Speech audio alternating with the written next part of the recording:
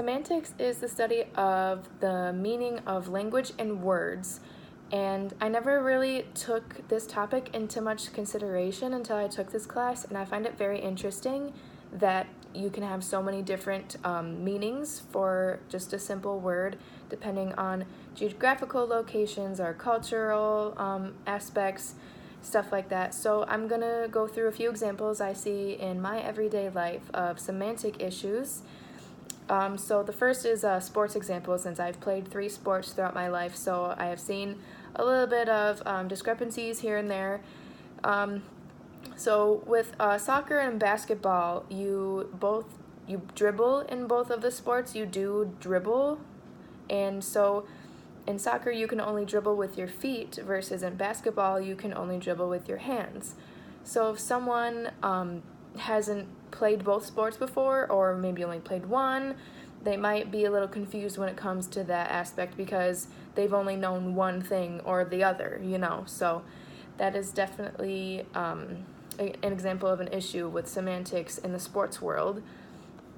And my next example is what I see most often in my everyday life, and that's issues with the generation gap that's going on right now, and with younger people making new meanings for simple words.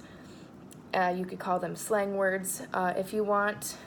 So an example, if someone uses the word fire, someone my age uses the word fire, they would probably be describing something as good or cool, versus the original meaning, which is something is on fire.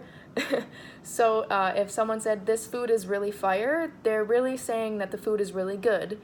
But for example, if someone from the baby boomer generation heard that sentence from a younger person, they would think their food is literally on fire because they don't know the definition of that word that they are trying to say. So some other examples of the same issue are woke. So woke in younger terms means that someone is culturally and politically aware of what is going on right now. So I could say I'm woke about the climate change protests that have been happening these past few days, versus the original meaning of woke, which is I woke up this morning out of bed. I rose awake from sleep, which is completely different, obviously. And next is GOAT, which has been created into an acronym for the greatest of all time. And it's most specifically used in sports today. So I could say LeBron James is the GOAT of basketball, versus the original meaning of the word, which is literally just an animal. So those are completely different ends of the spectrum for sure. And the last example I have is the term salty. So a younger person might describe someone as salty if they are jealous or angry about a situation. They could say that person is being really salty right now, versus someone in the original term could use salty as my food is too salty, and they just use too much salt in the food. So those are completely different as well.